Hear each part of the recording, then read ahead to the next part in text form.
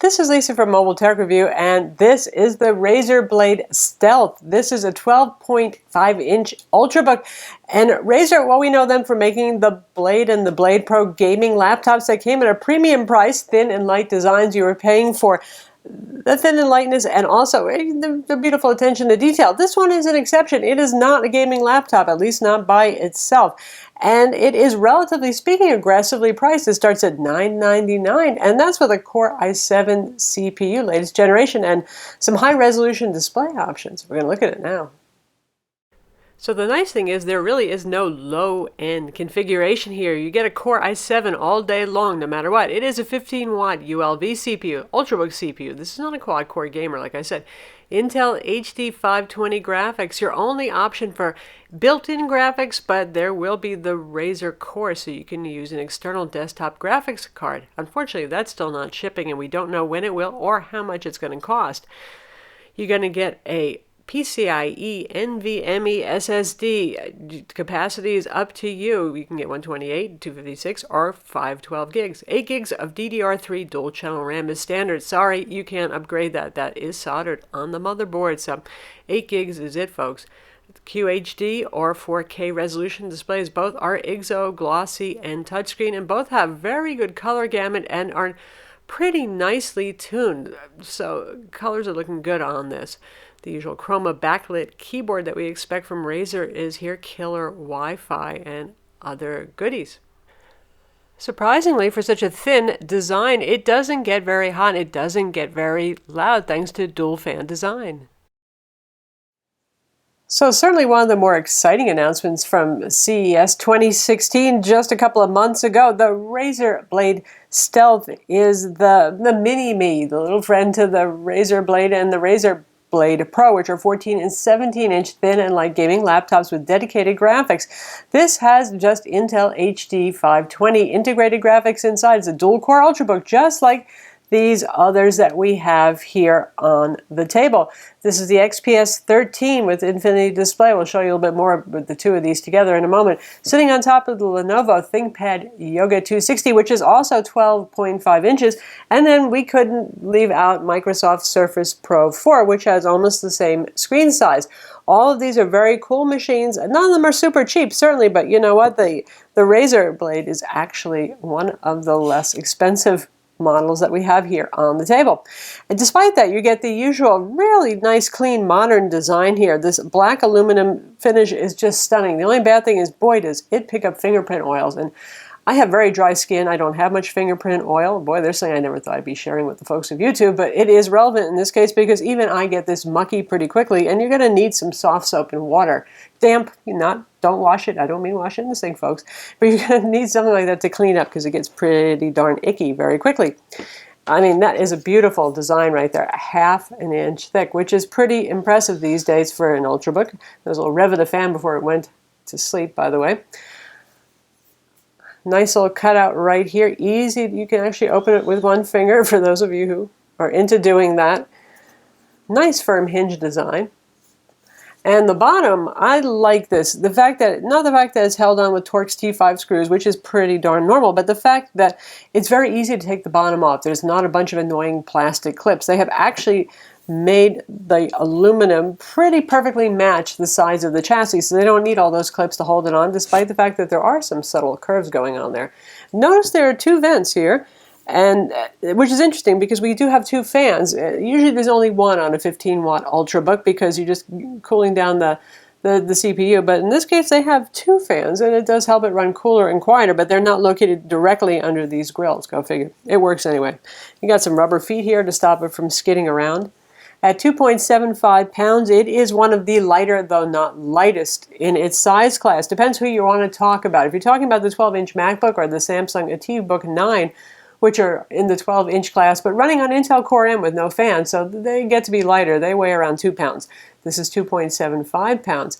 The Dell XPS 15 that we have over here, it depends on whether you get the touch or non-touch screen, but that one weighs between 2.6 and 2.85 pounds or so. Of course, the Surface Pro 4 here, it depends on whether you have the keyboard cover attached or not, but it's about 1 3/4 pounds by itself, and the keyboard cover weighs about another 1/2 pound.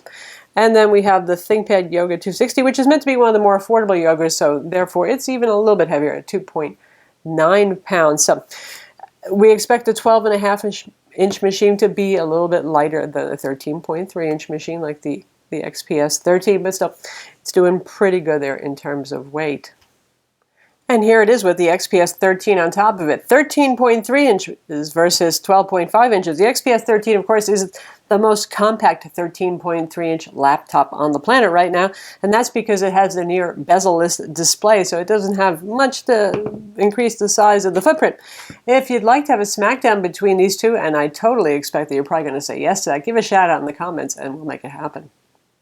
Now this is a conventional laptop. This is not a convertible. This is as far back as the display goes, which is pretty adequate. I have no issues with that. There is no pen input other than if you wanted to use a capacitive stylus like the kind that are made for like the iPad Air or something like that. Not a great experience.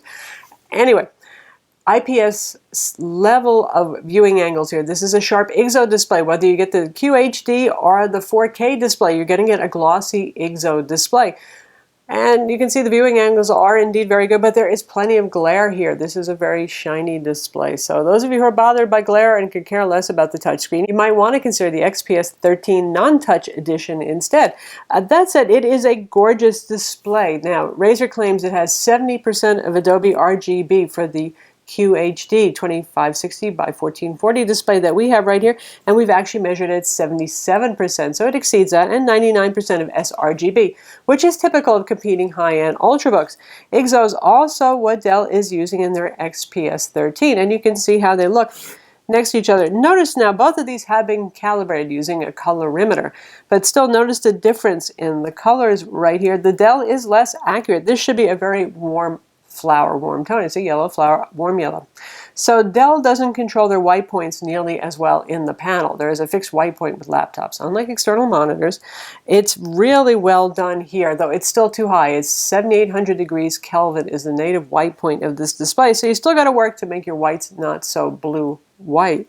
And here next to the Surface Pro 4, which has a darn near perfect display in terms of color accuracy, that is, and has a similar level of color gamut representation too. You can see the difference there. One thing I will note is there is still a bit more color blooming. That is an issue for IGZO. So you can see some of the yellows are blooming a little bit and obscuring some of the detail in the flower where they're handled a little bit better there.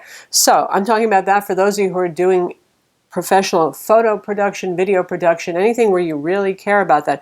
If you're a content consumer, the more color the better, right? Even if you lose a little bit of detail, there's plenty of contrast here. It's a stunning display. This is awesome for content consumption. The 4K display is as well, though it's kind of overkill. I think that 2560 by 1440 is perfectly fine in a display this size, and you get a little bit better battery life too. Now, as you'd expect from Razer, who does make gaming keyboards, no kidding, and gaming mice as well, and gaming laptops, we have their Chroma backlit keyboard here, and it's like a light show. We're going to show you some of the things you can do. You got ripples, you got waves, you've got interesting things like, well, it color cycles here right now. It's a gentle color cycling. It's not going to give you a seizure. But notice if I hit the FN key, it turns off the lighting for the other keys. Just the FN row stays lit. Lots of thoughtful little things, more than probably you ever asked for, at least in something that's really more of an Ultrabook than a gaming laptop. But it is pretty cool, and you know, it'll keep you entertained for about a half an hour playing with the custom software that's available here via Razer Synapse, just to control all the colors and stuff. Speaking of which, if you want to use Razer Synapse, you actually have to create an account with Razer. Now, I already have one because I use one of their gaming mice, and some of you might not appreciate having to do that just to actually change your settings and stuff, but that is the way they choose to roll. Beyond the beautiful lighting of the keyboard, the key travel is atrocious. It's 1 millimeter. Usually about 1.5 millimeters is pretty standard for an Ultrabook, and it feels pretty nice. Sometimes you'll get as low as 1.3, like on the Dell XPS 13. We didn't know how good we actually had it with the Dell XPS 13 at 1.3, because this is just 1 millimeter. These don't really move very much. The damping is a little bit under the spec, So that means it takes just a little bit less force, which might be an okay thing considering the fact that you don't have to travel very far. Now, I'm used to shallow keyboards. I've even typed on the 12-inch MacBook and other slightly strange keyboards like that. It's not the end of the world, but if you're a voluminous typist, this probably isn't going to be the laptop for you. I don't think that any manner of practice is ever going to make it feel truly comfortable. It's quiet, it's firm, there's absolutely no bounce in that keyboard deck right there. It's just that it's pretty low travel, pretty low actuation, but nice damping. Like I said, it's not that it feels cheap at all. It's just to make this laptop this thin, that's a concession they made. The trackpad has Synaptics drivers, so that means you can customize a bunch of stuff. It's not your basic Microsoft Signature Edition. It's not bad. It reminds me somewhat of the Lenovo ThinkPads, which are pretty decent trackpads, though I think the latest batch of Windows 10 trackpads from Dell and Microsoft really have raised the bar to almost Mac-like levels. It's a little stiff on the clickers here. I wouldn't mind if it was a little bit softer. It's not bad. It has the usual acceleration when dragging that sometimes drives me a little crazy. It's kind of hard to tune it down. The mouse pointer acceleration was set a little slow by default, but that's easy enough to change. It's not a bad trackpad. It's not my world's favorite, but it's decent enough. Certainly, it's quite usable. So we'll show you a couple of the neat light show tricks that we have. Now, we were running it on the standard spectrum cycling, which slowly cycles through the different colors, and we have like reactive here. So as you type, notice what it's doing? It's following me and making colors. Boy, this is just entertaining, isn't it? Next we have the wave. If you don't have epilepsy, this one might be for you, otherwise be careful. Another one that reacts to touch is this one right here. And lastly, should you be at work and want to look kind of normal, you can either set this to be all one solid color, or you can turn the backlighting off altogether. You can also control the backlighting of the Razer logo on the back of the lid, how bright it is.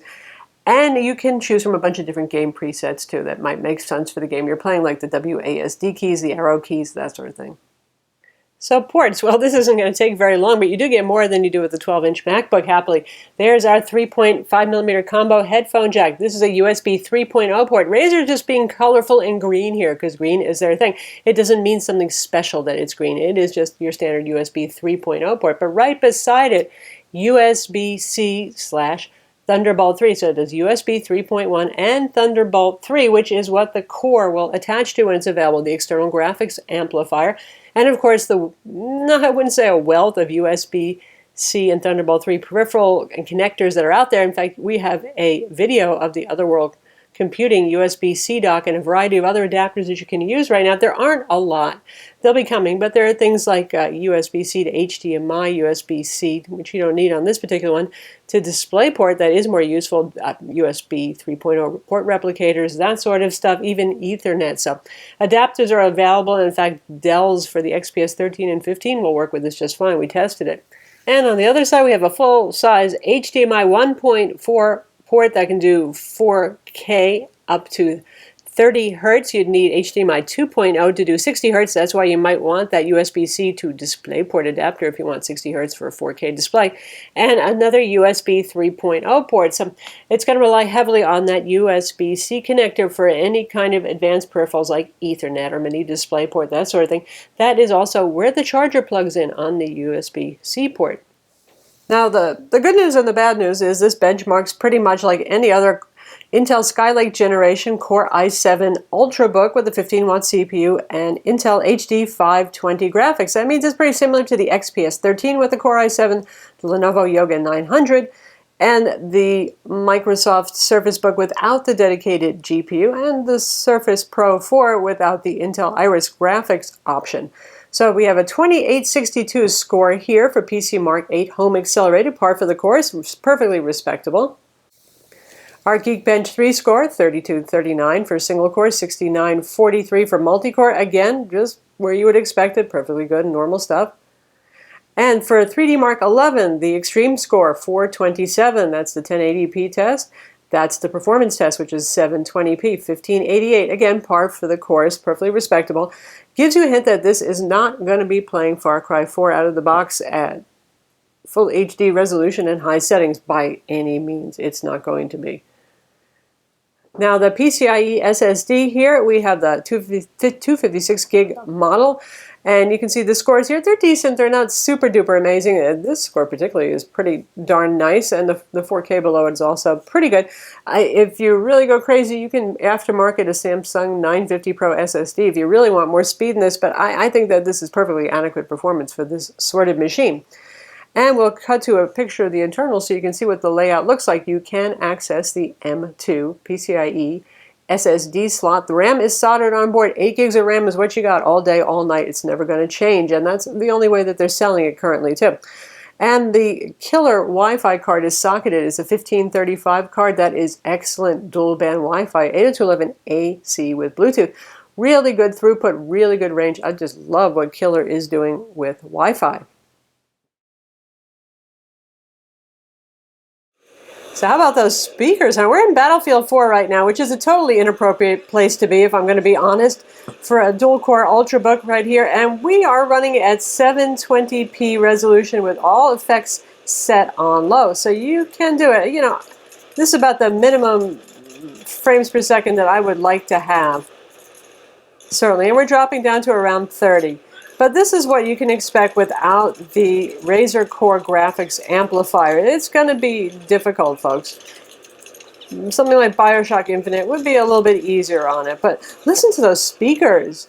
And here are the settings that we use, just so you can see, again, we're at 720p resolution, 1366 by 768 to be exact. Quality settings are on low on this, but the speakers on it, that is really something impressive. This has Dolby sound software, and the speakers, the stereo speakers right here, just sound phenomenal. Incredibly loud for an Ultrabook, and pretty nice and full too. So Razer did a great job with audio on this.